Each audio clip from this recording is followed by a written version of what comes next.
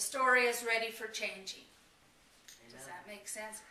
We will do the same thing wanting a different result, just like the prodigal did. He thought money and buying people. Anybody bought anyone before? Come on. Buying people. Buying friends. Manipulating life. Not being truthful. And what happened is he ended up penniless and broke and alone. And realized that he's not even fit to labor where the laborers in his father's farmland. He just was by himself. And he crawled home. I'm here to tell you that when people come into MCC, sometimes they're crawling in that door. Their spirit is crawling in that door. They may be walking upright, but they don't come here because they're looking for a new thing yet. That might happen in the future because we have more and more people coming out earlier. But with that, they crawl through there. They've tried other churches. They've tried dramatic differences in churches, all the way from Eastern to Assembly of God. We stand. Every one of us in here has had a different church experience in our life.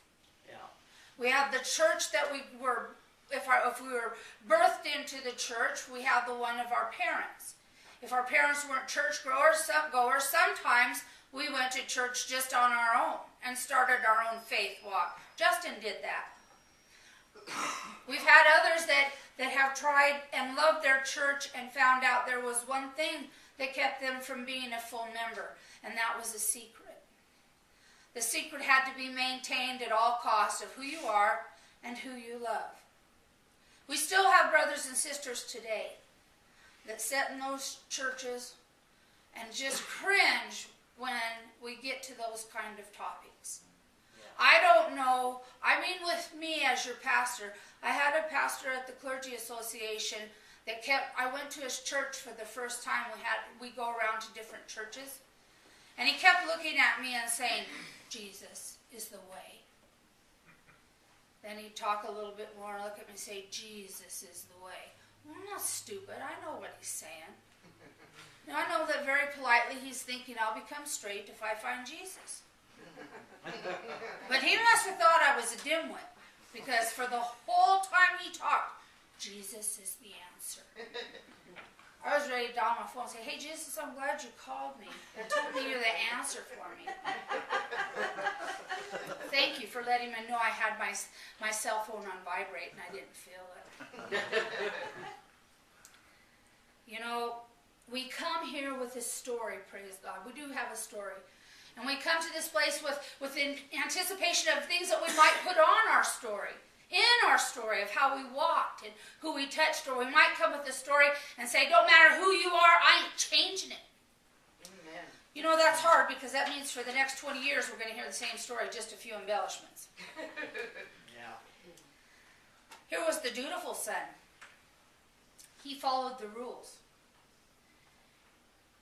He gave his life to the family business and was a brown-noser brother, a goody two-shoe.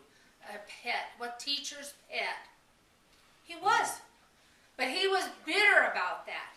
Yeah. I've heard that sometimes as the family starts to go on and grandma or mom and dad are getting older, there's always seems to be some skirmish thing that goes on as who took care of them the most in this life. I've seen that at funerals. The one that walks in that said, I stayed with him every night, who looks at the one that doesn't live in town and say, you never did anything for mother. Well, all that's just telling you that a piece of the inheritance of that pie is going to be bigger because they did the most work. So he had no joy.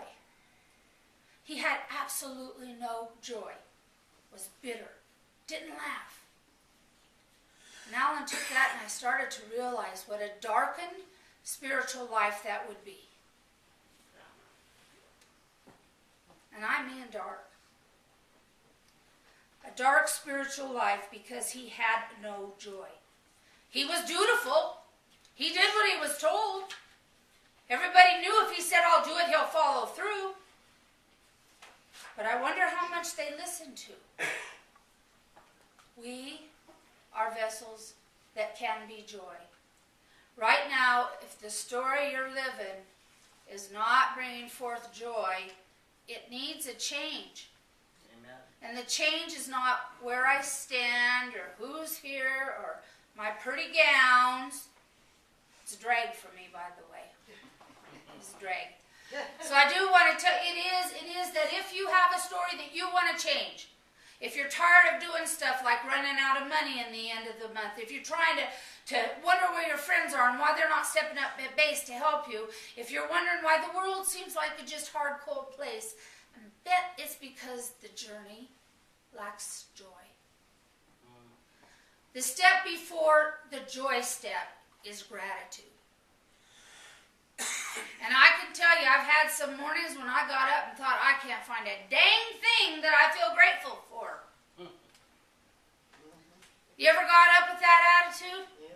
There's nothing to be grateful about.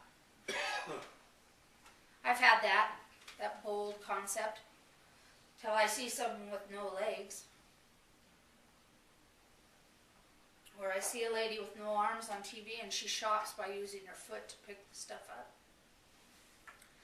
Or I'm in witness with somebody that is going through losing a loved one and they just are they emulate love. They show the path.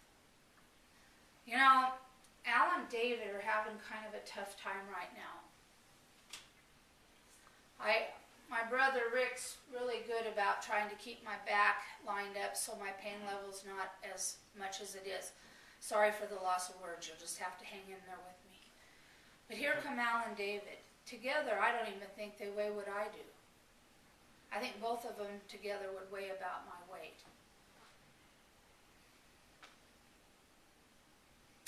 You know, when I sat there and talked with them and I had compassion and I had joy and I had gratitude for them in my life because they have certainly made me walk my spirituality out. And I saw a journey. It's had twists and turns and it's had some pretty rough places to go. But somehow amidst all of those things that usually cause me to want to back away, God healed. God healed and taught me that in forgiveness I forgive them and they forgive me. And I ask of that. And I want that to be forgiveness, not forgiveness and I won't forget, but I'll forgive. That one. No, it's a forgiveness that goes deep beyond that. Because my brothers have lived a hard life. And people have wanted to blame their lives. That it's a curse to the gay and lesbian church. God personally sent down HIV/AIDS because of who we are. No. Not true, is it? No. There are people that still believe it's our punishment. My brothers and sisters who have lived in this life with AIDS have wrestled with that stigma. And sometimes they find joy. Sometimes in the midst of chaos, joy sits there. Are you with me? Amen. You can't look at joy and say, this big sunrise you run into. It requires us in the chaos of life to go into the center and find where joy rests. To have the courage to do something different in our lives. To have the courage to step out and say, I am who I am and it's a good thing. Amen. And when it's hard, when it's troublesome, you stand tall and you walk into that. If you're like movies, you might hear Somewhere Over the Rainbow as you go through the chaos. Place where bluebirds sing and place where we could belong far in our dreams. Joy, I would say, is not a large light unless we each illuminate a piece of it. Joy and fullness is a community. Joy and fullness is how we live with one another. And when we each turn our light on, it's amazing. How many of you have seen those little bugs that light